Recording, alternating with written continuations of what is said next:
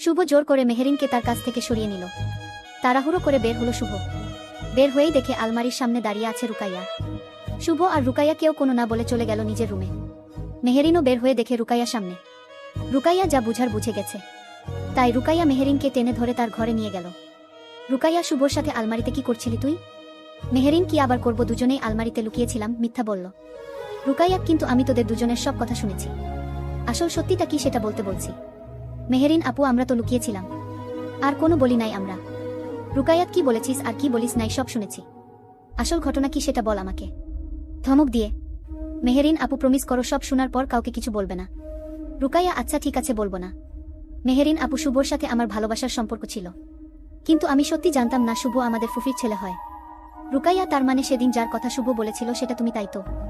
মেহেরিন হ্যাঁ আপু মাথা নিচু করে। রুকাইয়াত কিন্তু তোদের সম্পর্ক ভাঙল কি করে? 5 বছর পিছনে যাই। শুভ খুব মেধাবী আর ভালো ছাত্র। শুভ একটা প্রাইভেট ভার্সিটিতে পড়ে। শুভর বয়স তখন 2 হবে, পড়াশোনা শেষের দিকে বলা চলে। এবং শুভ কি নিয়ে যেন গবেষণা করে আর কি একটা বিষয়ে কাজ করে ভার্সিটিতে। সেখানেই একটা কলেজে ইন্টারে পড়াশোনা করত মেহেরিন। মেহেরিন আবার ছোটবেলা থেকেই প্রায় নানা বাড়িতেই থাকত। সেখানেই দুজনের প্রেমের সম্পর্ক হয়। প্রথমে অবশ্য মেহেরিন শুভকে দেখে পছন্দ করে আর তার বান্ধবী সেতুর দ্বারা প্রেম নিবেদন করে। মেহেরিন কি ব্যাপার, আজকেও তুমি এই ঢেলা শার্ট পরে এসেছো কেন? চোখে চশমা দিয়েছো, শার্টের হাতাটা ফোল্ড করে রাখতে পারো। কি রকম ইন করেছো, কেমন বয়স্ক লোকদের মতো দেখা যাচ্ছে তোমাকে। শুভ আমার তো এভাবে থাকতেই ভালো লাগে, আর তোমার শাসনও আমাকে খুব ভালো লাগে। হেসে মেহেরিন তোমাকে নিয়ে না পারি না আর আমি। এমন সময় মেহেরিনের বান্ধবী সেতু কণামালা আসলো। এসেই তারা শয়তানি শুরু করে দিল শুভর সাথে। সেতু ভাইয়া আপনি সব সময় এমন হাসেন কেন? একদিনও দেখলাম না আপনার মনটা খারাপ।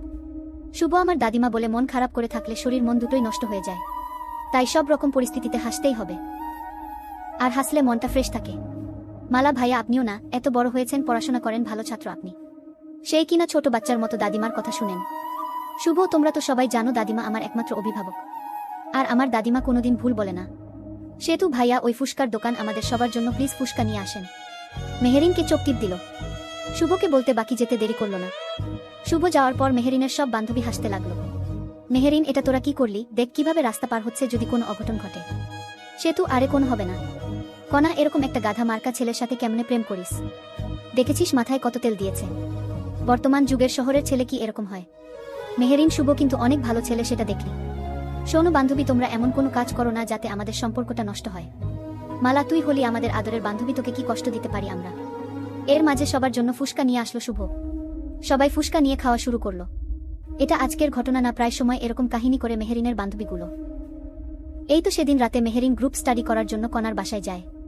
সেখানেই আবার মালা বলে মেহেরিনকে বলে শুভকে ফোন করে রাতের মধ্যে আমাদের সবার জন্য বিরিয়ানি আনতে বল। বেচারা শুভ কনকনে শীতের মধ্যেও বিরিয়ানি নিয়ে যায়। মেহেরিন কাজটা কি ঠিক হলো আমাদের? বাইরে কত কুয়াশা পড়েছে আর কি ঠান্ডা বাতাসের মাঝে এই বিরিয়ানি নিয়ে আনাটা ঠিক হলো? মালা তুই এত চাপ নিতেছিস কেন?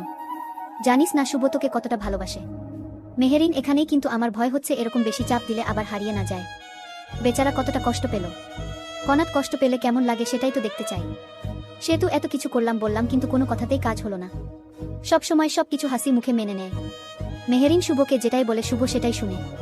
যখন বান্ধবীরা থাকে না তখন শুভকে দেখলেই জড়িয়ে ধরে মেহেরিন মাঝে মাঝে গালে চুমু দেয়। শুভ কতবার মানা করেছে কিন্তু মেহেরিন সেসব শুনে না। এই তো সেদিন আবার মেহেরিনের এক বান্ধবী শুভকে প্রপোজ করল। ইতিক দেখো শুভ মেহেরিন তোমাকে ভালোবাসে না, ওর বান্ধবীগুলো যা বলে মেহেরিন তাই করে, আর তোমাকে বোকা ভেবে কি রকম না চায়। শুভ সেটা তোমাকে বলতে হবে না, আমি তো জানি মেহেরিন আমাকে কতটা ভালোবাসে। ইতিক আজকে প্রমাণ নেই বলে ফিরিয়ে দিতেছ আমাকে, একদিন ঠিকই প্রমাণ নিয়ে হাজির হব। শুভ দেখো আমি শুধু মেহেরিনকে ভালোবাসি, এর মাঝে তুমি বাংলা সিনেমার রিনা খান আর ববি হতে এসো না। ইতিক কি নেই আমার মাঝে? আমি কি মেহেরিনের থেকে কম সুন্দর? আমি তার থেকে দেখতে চলতে কথাতে খুব খারাপ। শুভ তুমি মেহেরিনের থেকেও খুব ভালো, খুব সুন্দর, কিন্তু আমার মেহেরিনকে ভালো লাগে। ইতিক একদিন আফসোস করবে বলে দিলাম। ইতিকে দেখে সেখানে এগিয়ে আসলো মেহেরিন, কিন্তু মেহেরিন সেখানে তাদের কাছে আসার আগেই ইতি চলে গেল। মেহেরিন খুব রেগে শুভর কাছে আসলো।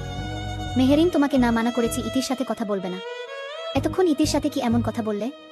শুভ রাগ করো কেন, জানোই তো কি বলতে বারবার আমার কাছে আসে ইতি। মেহেরিন ওর সাথে এরপর আর কথা বলবে না বুঝলেন? কিন্তু ইতি আজকে কি বলল সেটা বলো তো শুনি। শুভ বলতেছে তুমি নাকি আমাকে ভালোবাসো না, তোমার বান্ধবী যা বলে তুমি নাকি তাই করো। সত্যি কি তুমি আমাকে ভালোবাসো মেহেরিন? মেহেরিন তুমি ছাড়া আমার দেহে প্রাণ থাকে না। হ্যাঁ আমার বান্ধবীগুলো তোমার সাথে মজা করে, তার মানে এই নয় তোমাকে তারা পছন্দ করে না। আসলে ওরাও চায় তুমি একটু ভালো হয়ে থাকো। শুভ কোনোদিন আমাকে ছেড়ে যাবে না তো তুমি? মেহেরিন মরে যাব তবুও ছাড়বো না তোমাকে আমি। শেষ নিঃশ্বাস পর্যন্ত আমি তোমার সাথেই থাকব। বলেই মেহেরিন শুভকে জড়িয়ে ধরল। শুভ মেহেরিনকে জড়িয়ে ধরল। সেখানে পাশেই কিছু বখাটে ছেলে ছিল, তারা অনেক বাজে কথা বলল, কিন্তু শুভ তাদেরকে কোনো না বলে সেখান থেকে সরে আসলো। শুভ কোনো ঝামেলা পছন্দ করে না, তাই নিজে থেকে সরে গেল। আজকে শুভ মেহেরিনকে নিয়ে তার দাদিমার কাছে গেল। শুভর দাদি মেহেরিনকে দেখে খুব খুশি হলো। দাদিক তোমার কথা শুভ অনেক বলেছে আমাকে, আজকে তোমাকে দেখে খুব ভালো লাগলো আমার। মেহেরিন শুভ আপনার কথা সব সময় আমাকে বলে।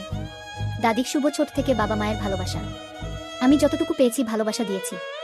কোনোদিন আমার নাতিকে কষ্ট দিও না। শুভ চোখে তোমাকে নিয়ে অনেক স্বপ্ন দেখেছি আমি। মেহেরিন দাদিমা আপনাকে কথা দিতেছি, শুভকে কখনো ছেড়ে যাব না, কষ্ট দিব না। শুভর মতো এত ভালো ছেলে কোথাও পাবো না আমি।